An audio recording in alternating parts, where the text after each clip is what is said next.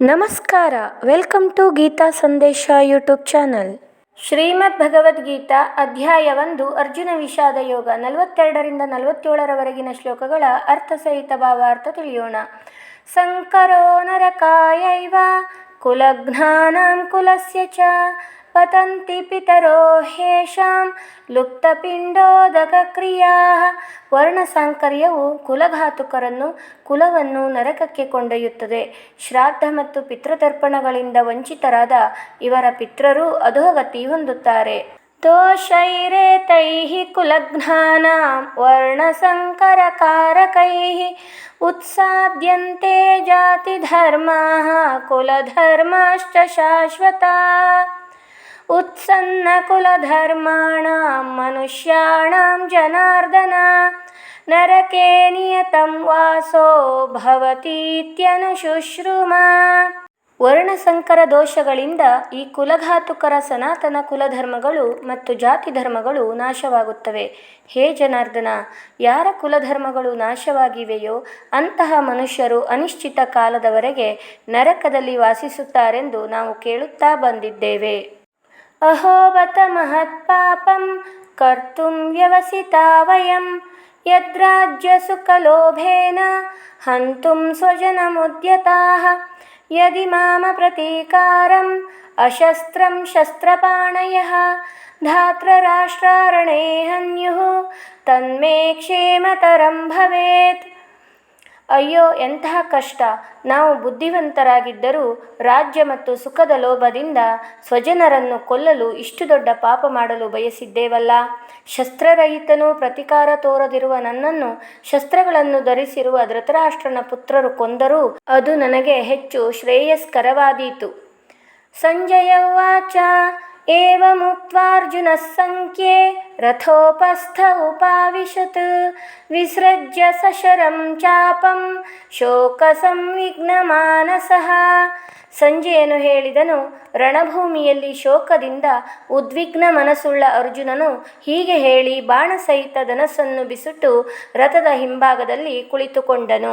ಭಾವಾರ್ಥ: ಶ್ಲೋಕ 42ರಲ್ಲಿ ವರ್ಣಸಂಕರದಿಂದ, ಅನೈತಿಕ ವ್ಯವಹಾರದಿಂದ ವಿಕ್ಷಿಪ್ತ ಮನಸ್ಸಿನ ಮಕ್ಕಳು, ಬೇಡವಾದ ಮಕ್ಕಳು ಜನಿಸುವುದರಿಂದ ಅಂತಹ ಕುಲವು ಅನಿಶ್ಚಿತ ಅವಧಿಯ ತನಕ, ಅದೆಷ್ಟೋ ವರ್ಷಗಳ ತನಕ, ಅದೆಷ್ಟೋ ಕಾಲಗಳ ತನಕ ನರಕದಲ್ಲಿ ಕಳೆಯುವಂತಾಗುತ್ತದೆ. ಸಮಾಜ ಸಂಕೀರ್ಣವಾಗುತ್ತಾ ಆಚರಣೆ ಸಂಪ್ರದಾಯ ಮರೆಯಾಗುತ್ತಾ ಹೋಗುತ್ತದೆ. ಅದರಿಂದ ಪಿತೃಗಳಿಗೆ ಪಿಂಡ ನೀಡುವವರು ಇರುವುದಿಲ್ಲ. ಪಿತೃರು ಅಧೋಗತಿ ಹೋಗುತ್ತಾರೆ. ಯಾರದ್ದೋ ಸಂತತಿಗೆ ಹುಟ್ಟಿದ ಮಕ್ಕಳಿಂದ ಪಿತೃಗಳಿಗೆ ಪಿಂಡ ಪ್ರದಾನ ಮಾಡಲು ಸಾಧ್ಯವಾಗುವುದಿಲ್ಲ ಎಂಬುದೆಲ್ಲ ಇದು ಯುದ್ಧಾನಂತರದಲ್ಲಿ ಆಗಬಹುದಾದಂತಹ ಸಮಾಜದ ಪರಿವರ್ತನೆಯ ಬಗ್ಗೆ ಅರ್ಜುನ ದೂರಾಲೋಚನೆಯನ್ನು ಮಾಡುತ್ತಾನೆ.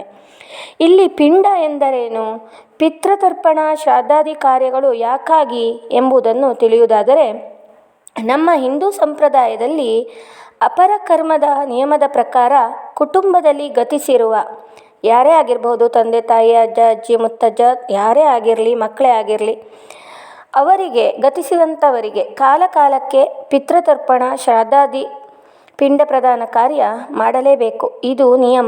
ಯಾವುದೇ ವರ್ಷ ಮರಣ ಹೊಂದಿದ್ದರೂ ಸಹ ಅವರು ಮರಣ ಹೊಂದಿದಂತಹ ದಿನದಂದು, ಅಂದರೆ ಯಾವ ಮಾಸ, ಯಾವ ಪಕ್ಷ, ಯಾವ ಮಿತಿ ಎಂದು ತಿಳಿದಿಟ್ಟುಕೊಂಡು ಅದೇ ದಿನದಂದು ಪ್ರತಿ ವರ್ಷ ಪಿಂಡ ಪ್ರದಾನ ಕಾರ್ಯ, ಶ್ರಾದ್ದ ಕಾರ್ಯ ಮಾಡಬೇಕು. ಅವರ ಆತ್ಮಕ್ಕೆ ಶಾಂತಿ ಸಿಗಲೆಂದು, ಸದ್ಗತಿ ದೊರೆಯಲೆಂದು ಅವರಿಗೆ ಗೌರವ ಸಲ್ಲಿಸುವ ಪರಿ ಇದು. ಅಕ್ಕಿ ಹಾಗೂ ಎಳ್ಳು ಇದಕ್ಕೆ ಮುಖ್ಯ. ಅಕ್ಕಿಯಿಂದ ಮಾಡಿದ ಅನ್ನಕ್ಕೆ ಎಳ್ಳನ್ನು ಸೇರಿಸಿ ಮಾಡಿದ ದುಂಡಗಿನ ಉಂಡೆಯನ್ನು ಪಿಂಡದ ರೂಪದಲ್ಲಿ ಪಿತೃದೇವತೆಗಳಾದ ವಸು, ರುದ್ರ, ಆದಿತ್ಯ ದೇವತೆಗಳಿಗೆ ನೀಡುತ್ತಾರೆ. ಇಲ್ಲಿ ನೋಡಿ, ನಾವು ಪಿಂಡವನ್ನು ನೇರವಾಗಿ ಪಿತೃಗಳಿಗೆ ಸಲ್ಲಿಸುವುದಿಲ್ಲ. ಯಾರು ಗತಿಸಿರ್ತಾರೆ ನೋಡಿ, ಯಾರು ಮರಣ ಹೊಂದಿರ್ತಾರೆ ಅವರಿಗೆ ನಾವು ಸಲ್ಲಿಸಿದಂಥ ಪಿಂಡ ನೇರವಾಗಿ ತಲುಪುವುದಿಲ್ಲ. ಪಿಂಡಗಳನ್ನು ಸಲ್ಲಿಸುವುದು ನಾವು ಪಿತೃದೇವತೆಗಳಿಗೆ. ಗತಿಸಿದ ನಂತರ ಆ ಜೀವವನ್ನು ರಕ್ಷಿಸಬೇಕಾದಂತಹ ದೇವತಾಗಣ ಅದು. ಅವುಗಳಿಗೆ ಪಿತೃಗಣ ಅಂತ ಕರಿತೇವೆ. ಅವುಗಳಲ್ಲಿ 3 ಮುಖ್ಯವಾದಂತಹ ಪ್ರಧಾನ ಪಿತೃಗಣಗಳಿವೆ. ಅವುಗಳೆಂದರೆ ವಸು, ರುದ್ರ ಮತ್ತು ಆದಿತ್ಯ. ನೋಡಿ, ಈ ಶ್ರಾದ್ದಾದಿಗಳನ್ನು ಮಾಡುವಾಗ ನಾವು ತುಂಬ ಮಡಿಮೈಲಿಗೆಯನ್ನು ಆಚರಣೆ ಮಾಡ್ತೇವೆ. ಅಂದರೆ ನಾವು ಯಾವುದೇ ಯಜ್ಞ ಹೋಮಾದಿಗಳನ್ನು ಮಾಡಿದರೂ ನಾವು ದೇವರನ್ನು ಬೇಗನೆ ಸಂತೃಪ್ತಿಗೊಳಿಸಬಹುದಂತೆ. ಆದರೆ ಪಿತೃಗಳಿಗೆ ಹಾಗಲ್ಲ. ಅವರಿಗೆ ಅಚ್ಚುಕಟ್ಟುತನ, ಮಡಿ ಮೈಲಿಗೆ, ಶುದ್ಧತೆ ತುಂಬ ಮುಖ್ಯವಾಗಿರ್ತದೆ. ಹಾಗಾಗಿ ನಾವು ಶುದ್ಧತೆಗೆ, ಮಡಿ ಮೈಲಿಗೆಗೆ ಹೆಚ್ಚು ಪ್ರಾಧಾನ್ಯತೆ ಕೊಟ್ಟು ಶ್ರಾದ್ದಗಳನ್ನು ಮಾಡಬೇಕಾಗ್ತದೆ. ಪಿಂಡ ಪ್ರದಾನ ಮಾಡಲು ಕಾರಣ ಏನೆಂದರೆ, ಮರಣ ಹೊಂದಿದ ನಮ್ಮ ಪೂರ್ವಿಕರು ಅವರವರ ಕರ್ಮಾನುಸಾರ ತಾವು ಹೋಗಬೇಕಾದಲ್ಲಿ ಹೋಗಿ ಸೇರಬೇಕಾಗ್ತದೆ. ಅವರು ಕರ್ಮಫಲಗಳನ್ನು ಅನುಭವಿಸಬೇಕಾಗ್ತಿರ್ತದೆ. ಅವರು ಹೋಗಿ ಸೇರಬೇಕಾದ ದಾರಿಯಲ್ಲಿ ಅವರಿಗೆ ಬಾಧಕಗಳಾಗಬಾರದು, ತೊಂದರೆಗಳಾಗಬಾರದು. ಅದನ್ನು ಪರಿಹರಿಸಿ ಅವರನ್ನು ಪ್ರಾರಬ್ಧ ಕರ್ಮಗಳಿಂದ ಕಾಪಾಡಿ ಎಂದು ಸಲ್ಲಿಸುವ ಪ್ರಾರ್ಥನೆಯೇ ಈ ಪಿಂಡ ಪ್ರದಾನ. ಕೆಲವೊಮ್ಮೆ ಅವರು ಸ್ಥೂಲ ಶರೀರ ಪಡೆಯದೆ ಸೂಕ್ಷ್ಮ ರೂಪದಲ್ಲಿ ಪ್ರೇತಗಳಾಗಿಯೇ ಅಲೆಯುತ್ತಿರಬಹುದು. ಆ ಯಾತನಾಮಯ ಅಸ್ತಿತ್ವದಿಂದ ಅವರಿಗೆ ಬಿಡುಗಡೆ ನೀಡಲು ಪಿಂಡ ಪ್ರದಾನ ಮಾಡಬೇಕು. ಇಲ್ಲಿ ಪಿತೃದೇವತೆಗಳಿಗಲ್ಲದೆ ವಿಷ್ಣುವಿಗೂ ಸಹ ಪ್ರಸಾದ ರೂಪದಲ್ಲಿ ನೈವೇದ್ಯವನ್ನು ಸಲ್ಲಿಸಲಾಗ್ತದೆ ಅಲ್ವಾ. ವಿಷ್ಣುವಿನ ಪ್ರಸಾದ ಸೇವನೆಯಿಂದ ವ್ಯಕ್ತಿಯ ಸಕಲ ಪಾಪಕರ್ಮಗಳು ಸಹ ನಿವೃತ್ತಿಯಾಗುತ್ತದೆ.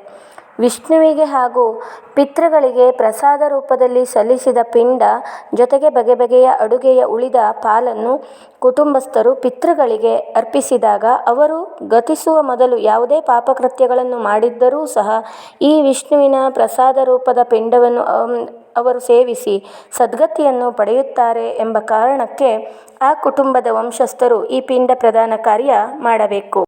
ಇನ್ನು ಶ್ಲೋಕ 43-44ರಲ್ಲಿ ಆತ ಹೇಳ್ತಾನೆ, ಯಾರ ಕುಟುಂಬದ ಸಂಪ್ರದಾಯವು ನಾಶವಾಗುತ್ತದೋ ಅಂತಹವರು ಶಾಶ್ವತವಾಗಿ ನರಕದಲ್ಲಿ ವಾಸಿಸುವಂತಾಗ್ತದೆ ಅಂತ ತಾನು ಗುರು ಹಿರಿಯರಿಂದ ಕೇಳಲ್ಪಟ್ಟಿದ್ದೇನೆ ಕೃಷ್ಣ ಅಂತ ಹೇಳ್ತಾನೆ.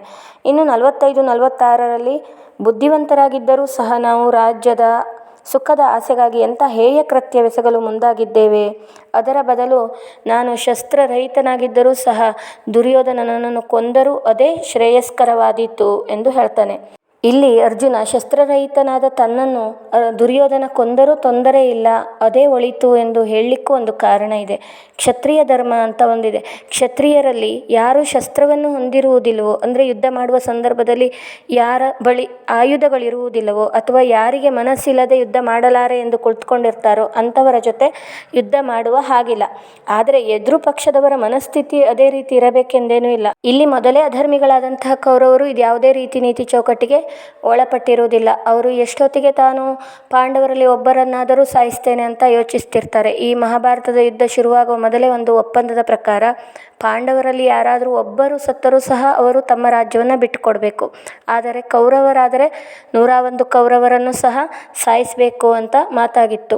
ಹಾಗಾಗಿ ಇಲ್ಲಿ ಅರ್ಜುನ ಶಸ್ತ್ರಹಿತನಾಗಿದ್ದರೂ ಸಹ ಅಲ್ಲಿ ದುರ್ಯೋಧನಾದಿ ಕೌರವರು ಯುದ್ಧಕ್ಕಾಗಿ ಸಜ್ಜಾಗಿದ್ದರು. ಶ್ಲೋಕ 47ರಲ್ಲಿ ಸಂಜಯನು ಧೃತರಾಷ್ಟ್ರನಿಗೆ ಹೇಳ್ತಾನೆ, ಈ ರೀತಿಯಲ್ಲಿ ಅರ್ಜುನ ಕಣ್ಣೀರಿಡುತ್ತಾ ದುಃಖತಪ್ತನಾಗಿ ತನ್ನ ಬಿಲ್ಲು ಬಾಣಗಳನ್ನು ಬದಿಗಿಟ್ಟು ಯುದ್ಧ ಮಾಡಲಾರೆ ಎಂದು ರಥದಲ್ಲಿ ಕುಳಿತುಕೊಳ್ತಾನೆ ಅಂತ ಸಂಜಯನು ಧೃತರಾಷ್ಟ್ರನಿಗೆ ಎಲ್ಲವನ್ನೂ ವಿವರವಾಗಿ ಇಷ್ಟೊತ್ತು ತಿಳಿಸಿರ್ತಾನೆ ಎಂಬಲ್ಲಿಗೆ ಇಲ್ಲಿ ಪ್ರಥಮ ಅಧ್ಯಾಯ ಮುಕ್ತಾಯವಾಗುತ್ತದೆ. ಓಂ ತತ್ಸದಿತಿ ಶ್ರೀಮದ್ಭಗವದ್ಗೀತಾಸೂಪನಿಷತ್ಸು ಬ್ರಹ್ಮವಿದ್ಯಾಯಾಂ ಯೋಗಶಾಸ್ತ್ರೇ ಶ್ರೀಕೃಷ್ಣಾರ್ಜುನ ಸಂವಾದೇ ಅರ್ಜುನ ವಿಷಾದ ಯೋಗೋ ನಾಮ ಪ್ರಥಮೋಧ್ಯಾಯಃ. ಮುಂದಿನ ಸಂಚಿಕೆಯಲ್ಲಿ ಭಗವದ್ಗೀತೆಯ 2ನೇ ಅಧ್ಯಾಯದೊಂದಿಗೆ ಬರುತ್ತೇನೆ. ಅಲ್ಲಿಯ ತನಕ ನಮಸ್ಕಾರಗಳು.